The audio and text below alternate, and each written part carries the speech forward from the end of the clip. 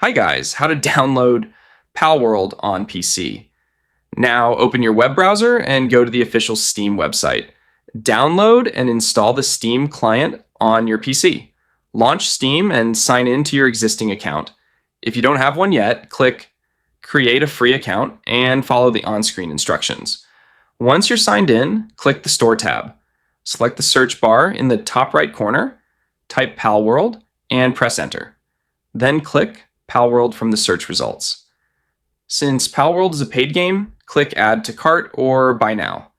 Next, click View My Cart, choose Continue to Payment, and complete your purchase using your preferred payment method.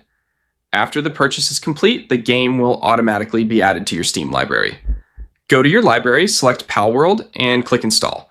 Choose the installation location if prompted, then wait for the download and installation to finish. Once it's installed, click Play to launch the game and start playing.